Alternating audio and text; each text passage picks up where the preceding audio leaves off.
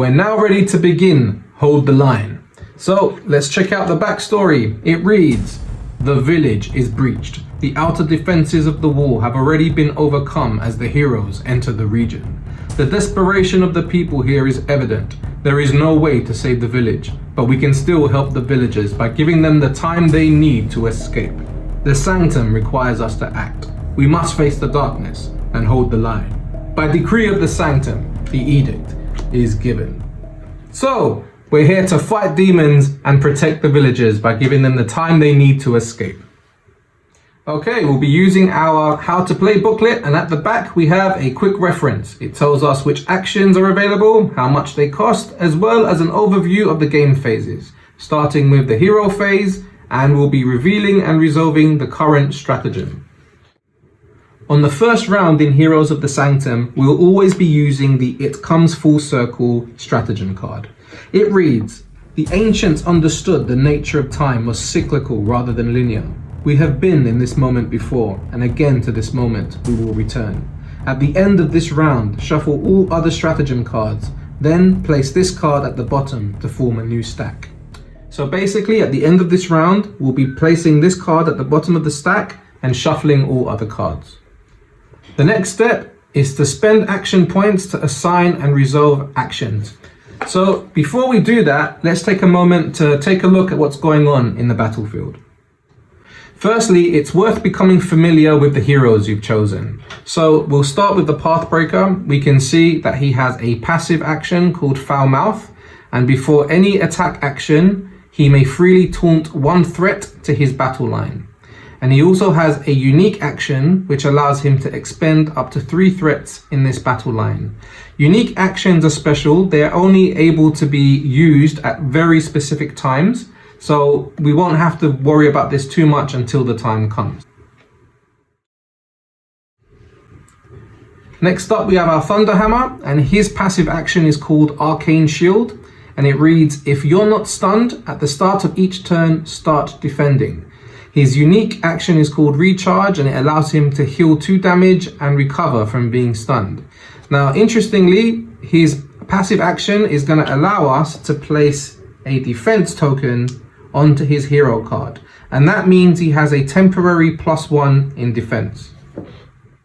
Next up we have our Spirit Dancer. Her passive ability is called Sacred Gift, and it reads, you may use the heal action on any hero. Heal +1 damage when healing yourself. And her unique ability is called Spirit Circle, and it allows her to remove up to 2 damage from every Sanctum banner. Finally, we have the Warlock. His passive ability is called Shadow Bolt, and it says, attack threats in any battle line. Apply a +1 attack when attacking threats outside of this battle line. It's worth noting that by default, heroes can only attack threats within their own battle lines. So this allows him to become a ranged unit, essentially. Next up, we have his unique ability called Soul Siphon, and it reads, choose a threat in any battle line. That threat receives 2 damage. Then the Warlock may heal 2 damage. So it allows him to put 2 damage on another threat and heal 2 damage of his own. Okay, let's take a look at our immediate threats and proximities. We can see that the Manipulator is on the Pathbreaker's battle line. He has an action that is going to cause him to apply 1 damage on himself. So that could be a problem. We have the Reaper in the Thunderhammer's battle line. His action is going to allow him to dash, which means he's going to move horizontally over there when it's his turn to act. But he also has an attack value of 2. We have 1 defense over here, so we can mitigate it somewhat, but we will be taking damage. We also have the Shade on this side, who's going to be moving clockwise, but will also attack the Spirit Dancer for 1. On the Warlock side, we have no threats in his battle line, but he does have the Inferno proximity, which is going to set fire to him, and that's not going to be fun. So all of these things need to be considered, and the most important thing of all is we need to always stay focused on our main objective, which in this case is to get to 11 on the scout track. Before we assign our actions, it's worth becoming familiar with what the actions actually are. So these are the actions that we can assign to heroes each turn. We can attack threats. and that allows us to have a hero attack a threat. We have the heal action, which allows our heroes to heal themselves. We have the defend action, which allows us to get a temporary +1 in defense, like we've done with the Thunderhammer's passive ability using these defense icons. We can scout the region, which allows us to increment the scout track by 1. We can use things, so this could be loot that we find, or proximities, certain proximities that have the use keyword. For example, the watchtower can be used to scout. In this case, we can taunt threats, and that allows a hero to pull a threat from a different battle line into their own. So that will be very useful in certain strategic situations.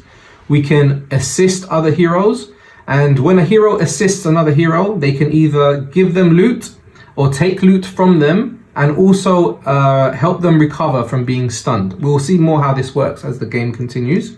Heroes can actually move to other battle lines, and if this happens, the two heroes will be swapped. So for example, if I have the Warlock move to the Pathbreaker's position, the Pathbreaker automatically moves to where the Warlock used to be.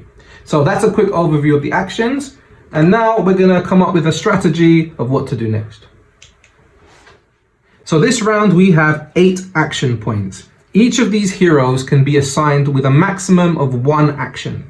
The red actions cost 2 action points, and the blue actions cost 1 action point. Okay, so firstly we have the Manipulator inside the Pathbreaker's battle line. The Pathbreaker has an attack value of 1, but the Manipulator has a health value of 2, which means we can't defeat him this round. So I think I'm going to leave that as it is for right now. The Thunderhammer can actually defeat the Reaper because he has an attack value of 2. The Reaper has a health value of 2, which means that we can defeat him this round if we want to. So that's a very high possibility. Next we have the Shade, who is going to attack the Spirit Dancer for 1. But we can't defeat the Shade yet either. So it's not a super crazy priority, but it's something to consider. Over here, the Warlock doesn't have a threat, but the Inferno is going to set him on fire, and that doesn't look good at all. So I think that's going to be the first step. So we can see with the Inferno card, it reads that in the region phase, the nearest hero is going to receive 1 damage. But if I use a use action, you can see that the use keyword is in yellow there. We can flip this proximity card without resolving any additional effects. So in essence, we can calm the fires down for a time. So I think we're going to do that. I'm going to have the Warlock use the Inferno and put the fires out. So we do this by finding the hero token that matches up with the Warlock, this one right here. The use action is blue, so we make sure we put the hero on the blue side, and we place it on the use slot. And now I can resolve this action here. We flip the Inferno card and we don't resolve any further actions. So basically we've turned the fires into embers. So the Warlock is now safe for the time being. And we have spent 1 action point.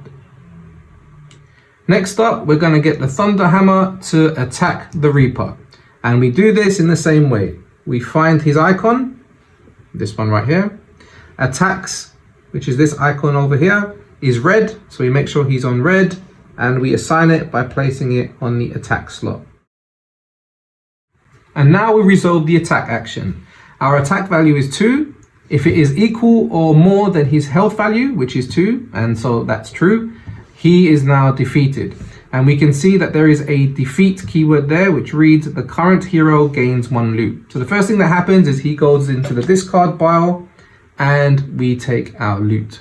Oh, now we have an Imperial Shield, which is going to give this hero +1 defense on top of his already +1 defense token, which gives him a total of 2. Next, I'm going to have the Spirit Dancer perform a scout action, because let's not forget the main objective here is to fully scout the burning village. So I'm going to find her icon, which is over here, and I'm going to use the scout action. And so I'm going to simply place it on red over the slot, and I'm going to resolve this by moving the scout token by 1 to the next slot on the quest tracker. I'm going to also do the same thing with the path breaker, and I'm going to use this red X, and we'll see that the red X means that we can use any of the other red actions in its place. So I'll be using that as a scout action. So I'm going to place the path breakers icon on red over the X slot, and I'm going to use that to also perform another scout action by incrementing this track by 1. So we can see that our scout value is now 2. So we've made progress, we've defeated one of the threats, and our turn for the hero phase is over. Now that we've completed the hero phase, we can move on to the threat phase. And the first thing that happens here is the threats attack the heroes and apply damage. Firstly, we have our manipulator and pathbreaker. The manipulator has an attack value of 0, and so he won't be able to attack, but the pathbreaker also had a defense value of 1, and he has a +1 bonus in defense from the wooden barricades, giving him a total of 2. So in this case, the manipulator hasn't attacked the pathbreaker yet, but his abilities hasn't yet been applied, so keep that in mind. The Thunderhammer doesn't have any threats in his battle line, and the Shade has an attack value of 1, and the Spirit Dancer has a defense of 0, so she is going to take damage. And we remember that we will not be putting the damage tokens on the hero themselves, but rather the adjacent Sanctum banner. So she has taken 1 damage. The Warlock has no threats in his battle line, and if we were in a quest where there was an epic threat, they would be shown here along with some stats. And then what would happen is we would choose one of the heroes to take damage from that epic threat. But as that's not the case in this quest, we can just go ahead and skip it. The next step in the threat phase is all threats perform their threat actions. So you'll notice that we just did everything clockwise, and pretty much everything in Heroes of the Sanctum happens clockwise, and this is no different. So we'll have our threats perform their threat actions. Firstly, we have our manipulator, and his action reads Mind Control. The hero on this battle line receives damage equal to the hero's attack.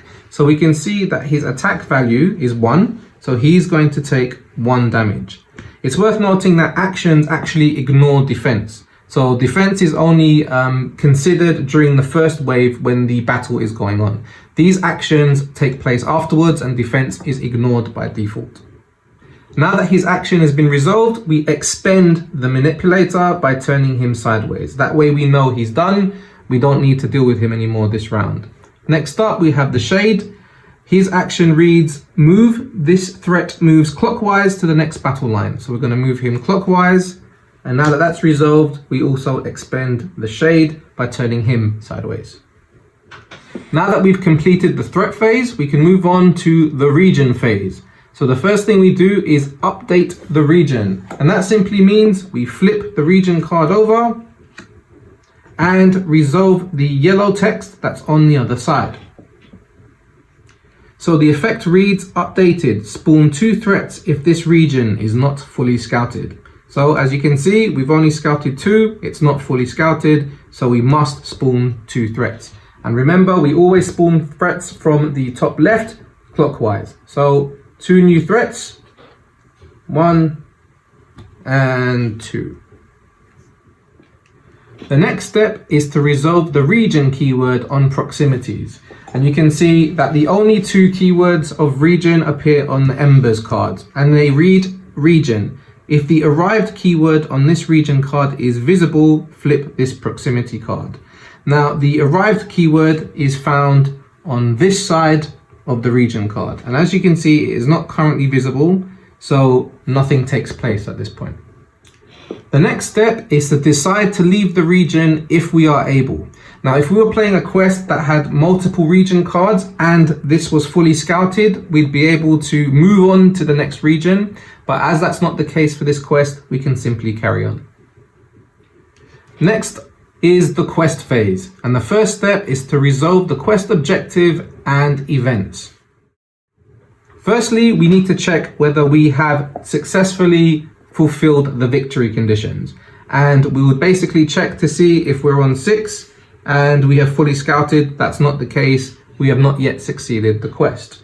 The next thing we do is check the quest events.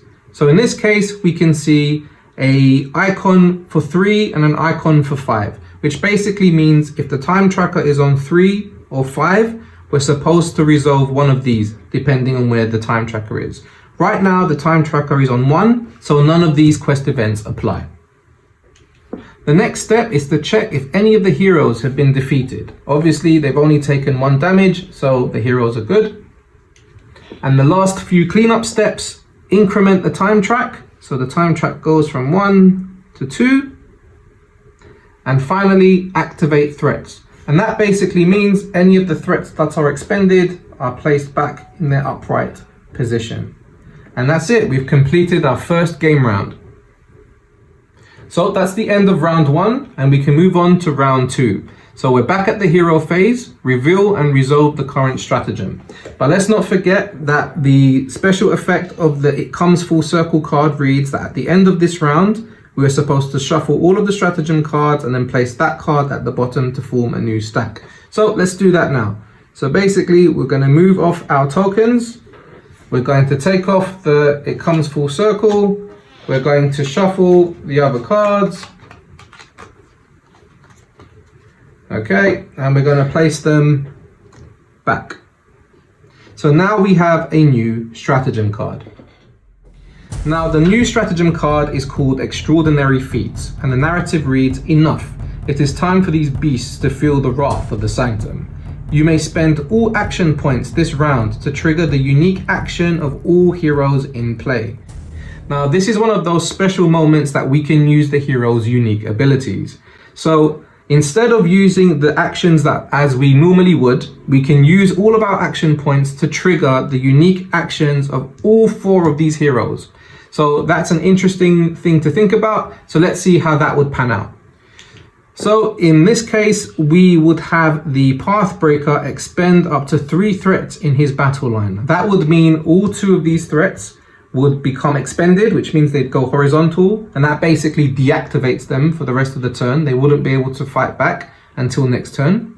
The Thunder Hammer will be able to heal 2 damage and recover from being stunned. In this case, that's not too important as he's not really very damaged right now. The Spirit Dancer will be able to remove 2 damage from every Sanctum banner, which is nice, but again, we're not very damaged. And the Warlock will be able to choose any threat in any battle line, and that threat will take 2 damage, and the Warlock himself would be able to heal 2. Now actually, if we had received this card later on in the game when we were more damaged, this would be perfect. But as it stands right now, it may not be worth doing this because we would be able to take out more threats by fighting in the normal way rather than using our unique abilities in this round. Okay, so let's take a look at the situation as it stands. The Pathbreaker has 2 threats in his battle line now, so it's starting to get worse. We have a Demoniac over here, who is a very simple threat, which we can take out quite easily. The Warlock has the Shade in his battle line, and we also have the Reanimation as the new threat in the Pathbreaker's battle line. Now we know the Manipulator is quite difficult to defeat at this point, especially because the Pathbreaker only has an attack of 1. But the Warlock has his passive ability, which gives him a +1 of attack if we're fighting a threat in a different battle line. So actually, we can use the Warlock to defeat the Manipulator because he will have an attack of 2 if we do it that way. So I think that's where we're going to begin. So I'm going to take the Warlock's hero token, place it on the attack slot, and we can see 1 + 1 is 2, and that is equal or higher than the Manipulator's health, and he is now defeated. He also has a defeat keyword which reads, "The current hero gains 1 loot." So I'm going to take a loot card and I'm going to place it under the Warlock's card as well. And we've received the Elven Lightblade, which is going to give the Warlock +1 attack. This is a really great card, and it's going to be super useful as we move on.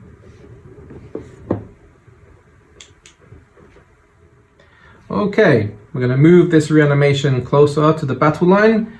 And I think the next step is to have the Thunder Hammer defeat the demoniac, because that's going to be an easy win. So let's do that.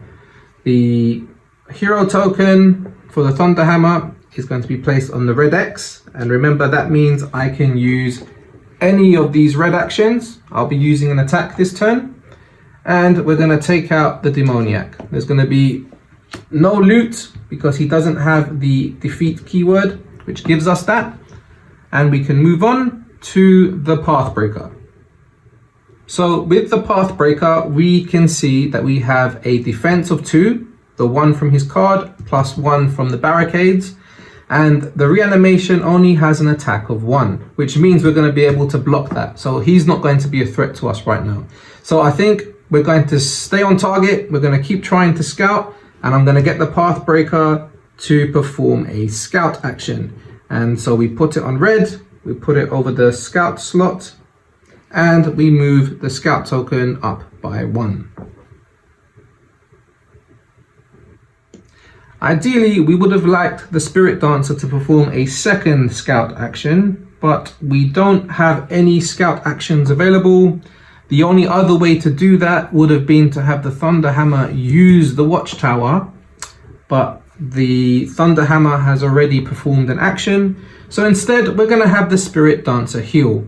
So we're going to have her heal the Sanctum banner over here, and we're going to place the red hero token side over the heal slot, and we're able to remove up to 2 damage from the Sanctum banner. As a quick side note, the Thunderhammer still has his defense token because of his passive Arcane Shield ability. Now, if in the beginning of the round he was stunned, which means this would have been on that side, then he would not be able to have this on this round. But as that wasn't the case, he is still defending and has a +1 in defense. Right, now we go to the threat phase. So the first step, attack the heroes and apply damage. So let's start with the reanimation. He has an attack of 1, but the Pathbreaker has a defense of 1 +1 from the barricades, which gives him a defense of 2. So the reanimation's attack is totally blocked.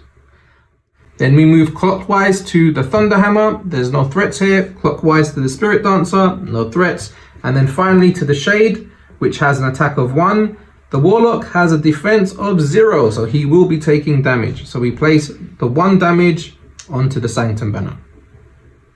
The next step is to perform threat actions. So the reanimation's action is to move. This threat moves anti-clockwise to the next battle line. So he goes anti-clockwise down here, and we turn him sideways, he's expended. And then there are no threats on this side, no threats on this battle line, and then we go clockwise back to the Shade, and his action is move. This threat moves clockwise to the next battle line, so he comes up and is expended over here. Next up, we have the region phase. So again, we're going to update the region, and we do that by flipping the card and reading the effect text.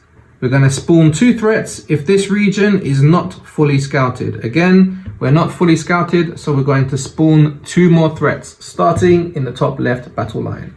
1 and 2. Things just got harder. Next, we're going to resolve our region keyword on proximities. So the Embers keyword says, if the arrived keyword on the region card is visible, flip this proximity card. It is visible this time, so the Embers are going to become Infernos on both the Warlock and the Spirit Dancer. Things are getting heated, to say the least. Okay, let's wrap up this round with the quest phase. Firstly, we need to resolve the quest objective and quest events. So, have we completed the quest? No, we haven't. The time track is not on 6, and we haven't fully scouted the burning village. And let's check out the quest events. Is the time tracker on 3? No, it's not, we're on 2. Is it on 5? Nope, it's still on 2. So, no quest events need to be resolved this round. Next up, we check if the heroes have been defeated. They have not. We increment the time track to 3, and we activate all threats. So we bring these expended threats back to their upright position, And that is round 2 complete. We are now on round 3, and we are going to reveal and resolve the current stratagem. So we do this by flicking off all of these hero tokens and moving to the next stratagem card. So things have got a bit crazy. This one is called Restore the Line. We only have 6 action points this round, and the narrative reads: the enemy has detonated some type of dark energy explosive. Even though we were lucky enough to evade damage, we were unable to return to our original positions. Before performing any hero actions, immediately move your heroes horizontally so they are on the opposite battle line. So we're going to swap our heroes horizontally. And this is going to cause us to re-evaluate our current strategy. So let's take a look at the new threats that are out this round. We have the Soul Burner. She has an attack value of 1 and health value of 2, but she has an action called Extraction. The hero on this battle line becomes stunned. Now, in Heroes of the Sanctum, when a hero becomes stunned, that is crippling. That means you cannot assign any actions to a hero that is stunned, and usually the only way to unstun a hero is to use an assist action. So in general, as a rule of thumb, do whatever you can to stop your heroes getting stunned. Next up, we have the Forgotten Ones, and they have an attack value of 2, a health value of 2, and also their action is called Overwhelmed because there's loads of them. The hero on this battle line becomes stunned. We have 2 threats that are going to simultaneously stun our heroes, and if that happens, that is going to be terrible. We need to do something about that. So we also have no threats on the Warlock and a reanimation on the Spirit Dancer. But let's not forget the Inferno proximities that are underneath these 2 heroes as well. We're going to need to measure up basically what is worse. Is it worse to be burned by the Infernos, or is it worse to have our 2 heroes up front get stunned, which basically means that next turn we will only be able to apply 2 actions to the Warlock and Spirit Dancer, and that's not gonna go well. So I think we need to prioritize taking out these 2 threats. Okay, so the good news is the Thunderhammer has an attack of 2 and the Soul Burner has a health value of 2. We can take her out. So we're gonna start with that. We're gonna have our Thunderhammer token. We're gonna place it on the attack slot, and 2 is equal to or greater than 2. She is out. And we also have defeat the current hero gains 1 loot. And we pick up a loot card, and we have the one-shot musket. It has a reaction keyword, which says when the hero uses an attack action, discard this to apply +2 damage to any threat in this battle line. That's going to be actually really useful. Oh, I actually forgot to mention that the hero on this battle line also has the shield. So he has 1 defense from the defense token, plus another 1 from the shield, and another 1 from the barricade. So actually, the Thunderhammer is a prime tank right now. He has a defense value of 3. Over here, the Pathbreaker is dealing with the Forgotten Ones, who is going to stun him. But the Pathbreaker has an attack of 1 against the Forgotten One's health of 2. This isn't going to be successful if we try to attack the Forgotten Ones with the Pathbreaker. So we're going to need to try and find some help from elsewhere. Let's have a look. The Warlock can actually save the day here. Our attack value is 2, but let's not forget when he attacks outside of his battle line, when he's a ranged unit, so to speak, he gets a +1 in attack. So actually the Warlock can save the Pathbreaker right now. So we do this by finding the hero token that matches up with the Warlock. And we're going to use the red X. And let's not forget, we'll see that the red X means that we can use any of the other red actions. So we're going to be using it as an attack action.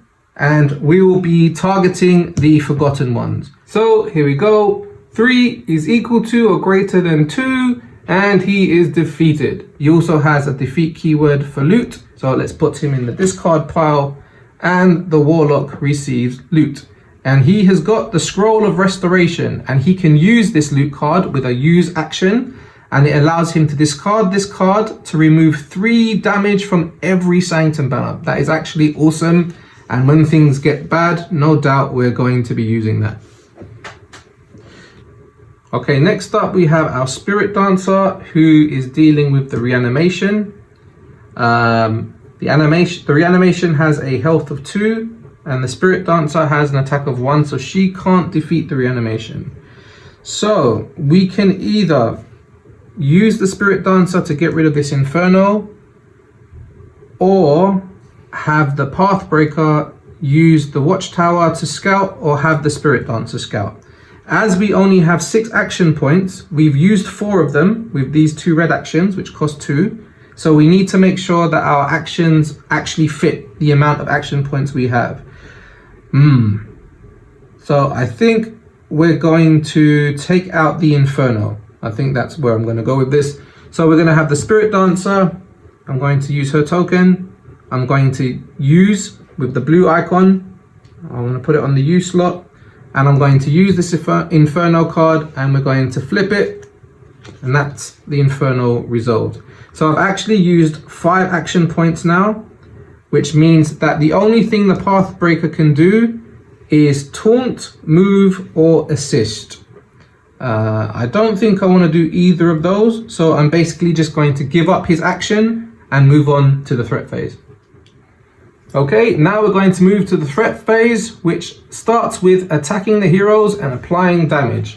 So, starting from the top left battle line, the Shade tries to attack the Thunder Hammer for 1 damage. The Thunder Hammer has 3 defense. He's not going anywhere with that. So remember, we have the 1 from the shield, 1 from his token, and 1 from the barricades.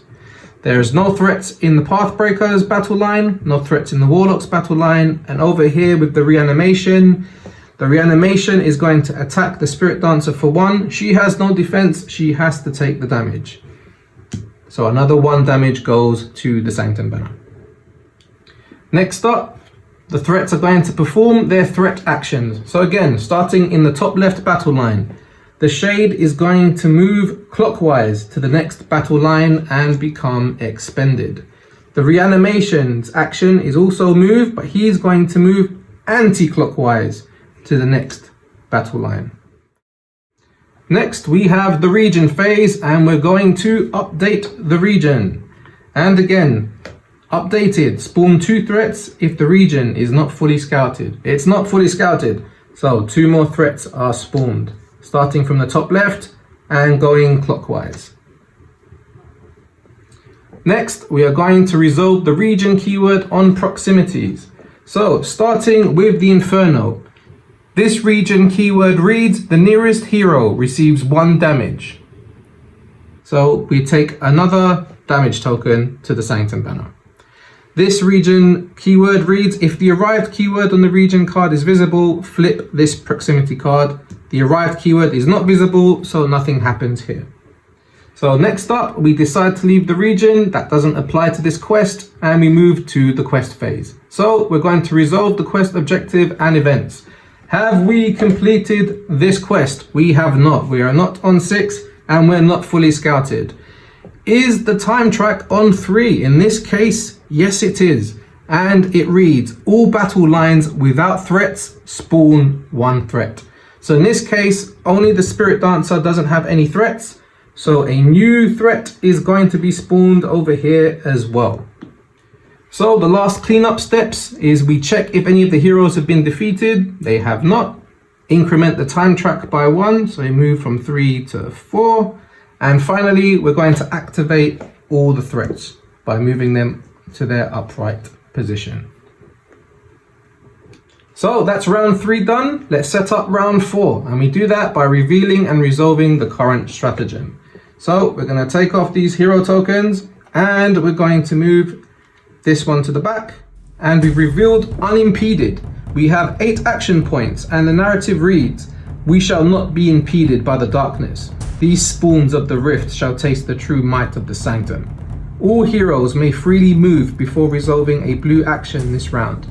So this is a very interesting stratagem card. we have red X's for all of the red actions and blue X's for all of the blue actions.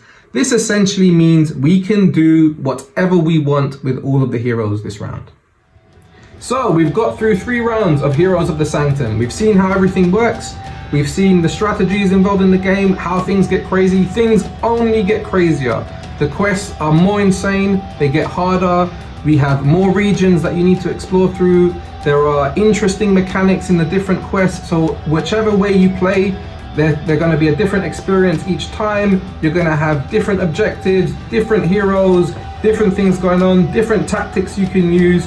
And this game only gets better the more you play it and the more you become familiar with it. So I hope you guys follow us, check out the website, and we'll see you next time.